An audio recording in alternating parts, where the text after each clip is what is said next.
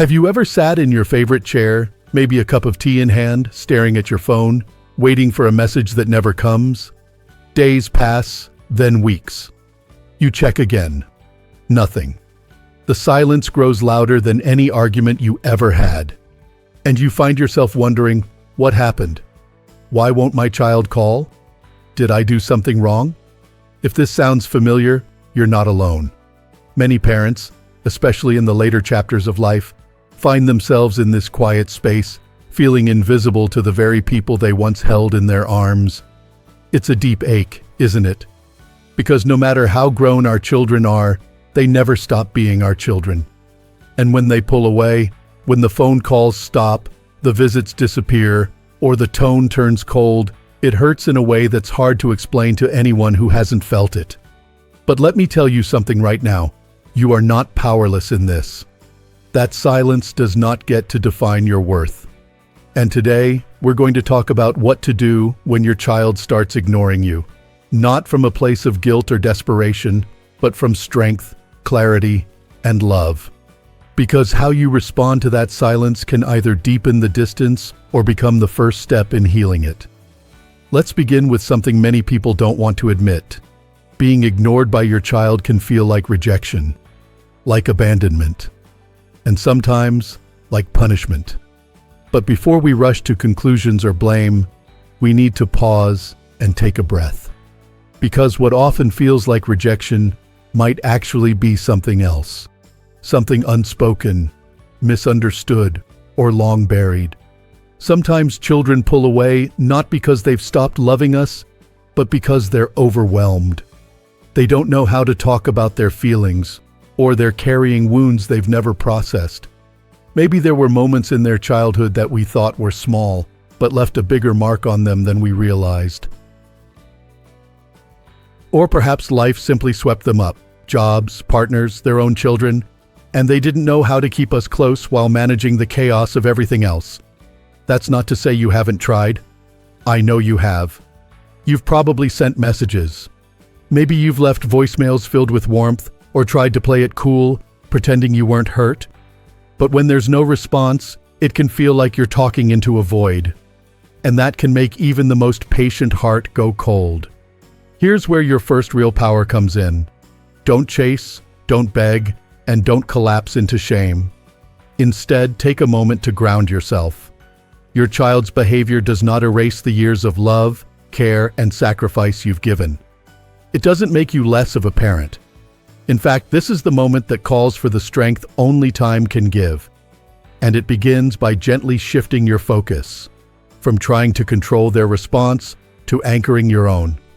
This brings us to the second thing you can do, and it's one that might surprise you. Reflect without blaming yourself. You see, most parents, when faced with distance, immediately turn inward. Did I mess up? Was I too strict? Too soft? Did I say something that pushed them away? And while it's noble to examine ourselves, it's not helpful to drown in guilt. Because guilt turns you into someone who apologizes for their existence rather than someone who stands with quiet dignity. So instead of interrogating your past, just sit with it for a while.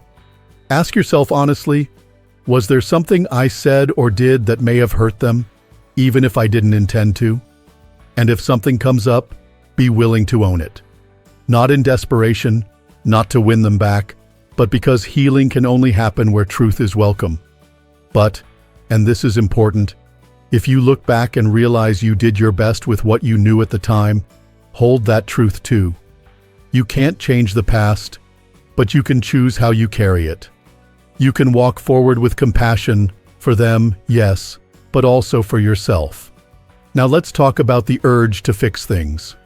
That need to send just one more message, to explain, to ask again, to try a different approach. It's human. It comes from love. But if they've gone silent, more noise won't bring them closer. Sometimes the most powerful thing you can do is stop talking. Not forever, but for now. That silence on your part isn't giving up.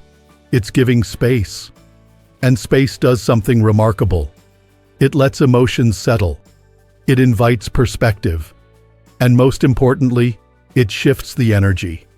Instead of being the parent who keeps knocking, you become the one who quietly waits with an open door and an open heart.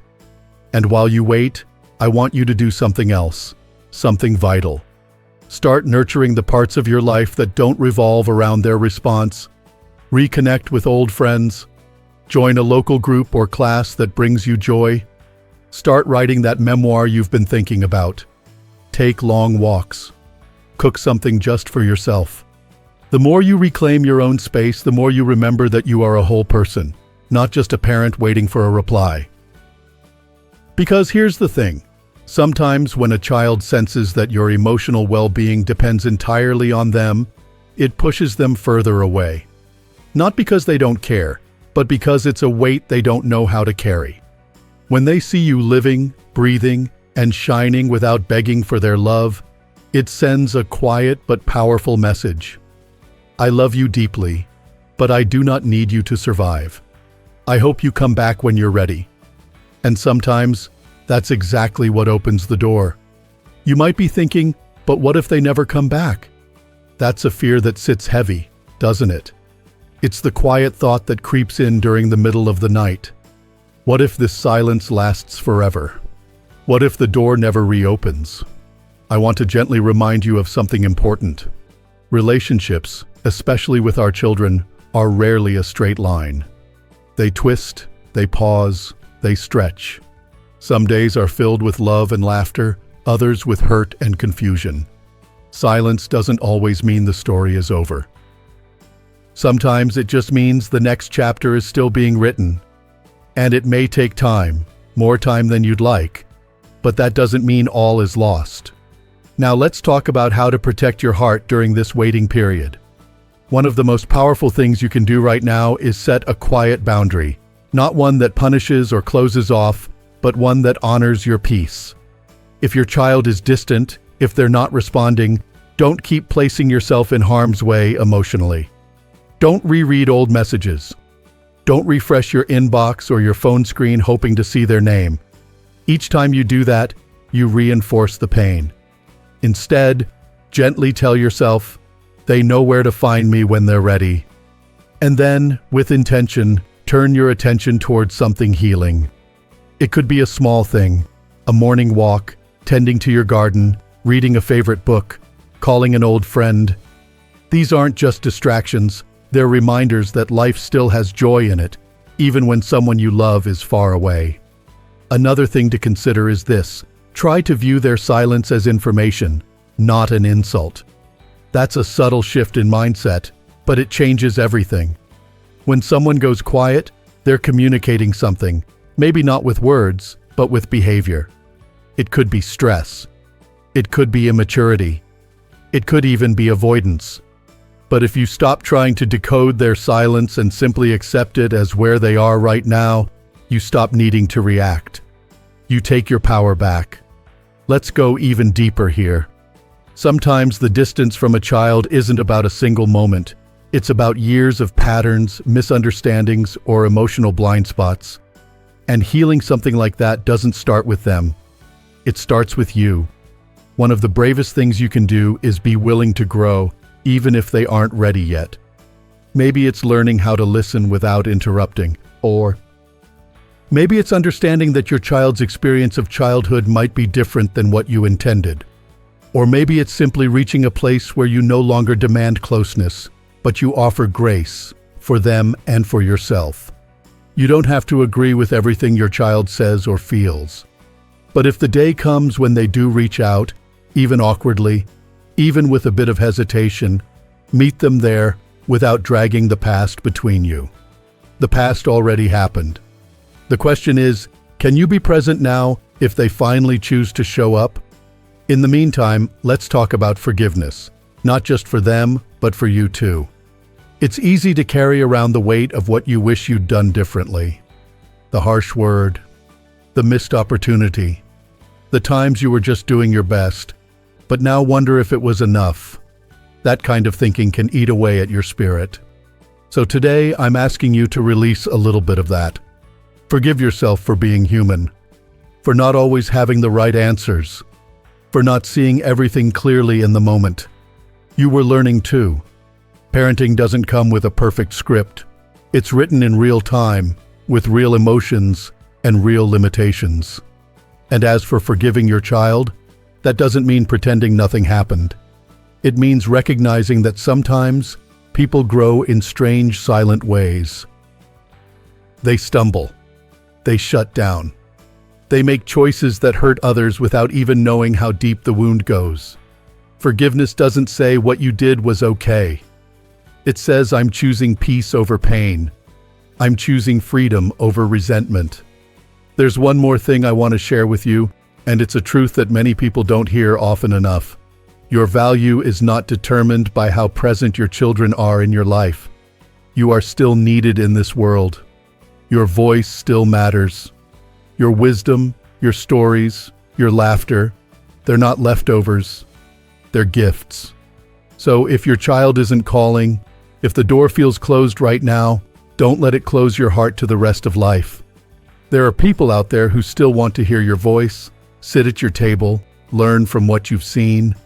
You don't have to wait for one person to come around in order to keep living. You've come too far to put your joy on hold. And that's something I hope you carry close, because joy, real, grounded, everyday joy, is still possible, even in the middle of pain, even in the quiet that someone else leaves behind. Now, I want to speak to something many parents in their 60s, 70s, and beyond wrestle with but rarely say out loud: the fear that time is running out. When a child pulls away and you're no longer in your 30s or 40s, the silence feels heavier. You start to wonder if the years you have left will pass with that distance still in place. It's not just about missing birthdays or holidays, it's about missing the chance to say, "I still love you," or even just to sit in the same room in peace. I see you. And I want to gently offer this: yes, time is precious, but time is also full of surprises. A single conversation, a moment of honesty, a shared experience down the road, it can change everything. Don't assume this is the end. Don't lock yourself in a story that hasn't finished playing out. But while you're holding space for the possibility of reconnection, also hold space for your own growth. This is your life too. You're not just someone's parent. You're still becoming, still learning, still capable of deep connection, whether that's with a sibling, a neighbor, a grandchild, or even a stranger who becomes a friend. Your life doesn't shrink because one person pulls away. It expands when you choose to keep opening up. So what happens if they do come back? What if one day the phone rings? What if they knock on your door and say, "I want to talk"? In that moment, everything in you might want to unload the pain you've been carrying. And that's understandable. But let me offer this: meet them with presence, not pressure. Don't make them prove their love. Let them arrive on their own terms. Let the conversation unfold like a slow sunrise, not a courtroom cross-examination. You're allowed to feel hurt. You're allowed to say that silence was hard. But say it with softness, not fire. Because real reconciliation happens in quiet, honest moments, not dramatic speeches. If they sense that being near you means judgment, blame, or guilt, they may retreat again. But if they sense warmth and openness, they may stay. And if they don't come back, if the silence remains, then you must remember this: not every open heart gets a response, but every open heart still beats with life, with hope, with dignity. There is a kind of power in knowing that you showed up with love, even when love wasn't returned the way you hoped. That kind of strength, that deep, quiet strength, becomes your compass. It reminds you who you are, a person who has loved, who has endured, and who still has more to give, even if it's not to the person you once expected. So let this be your invitation, not just to wait for the call, but to become the kind of person who lives fully in the meantime. Read something new. Say yes to a dinner invitation. Volunteer. Sit under the sun. Share your wisdom with someone who's ready to listen. Create new bonds, not to replace the old, but to add to your life's richness. You don't have to stop loving your child to start loving your own life again.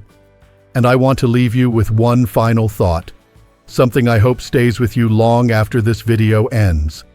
Being ignored by someone you love doesn't mean you're unworthy. It simply means they're not ready. But you are ready. Ready to heal.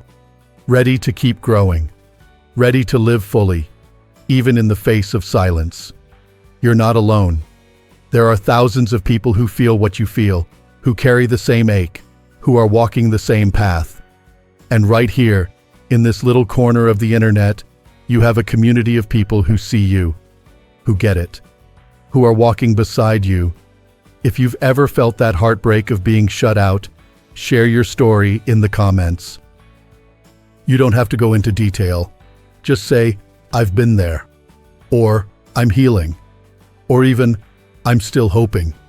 You never know whose heart you'll touch by simply showing up. If this video brought you comfort or clarity, give it a like so more people like us can find it. And if you haven't already, subscribe to Strong Elderly Life.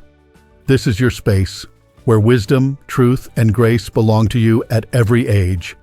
You still matter. You're still needed.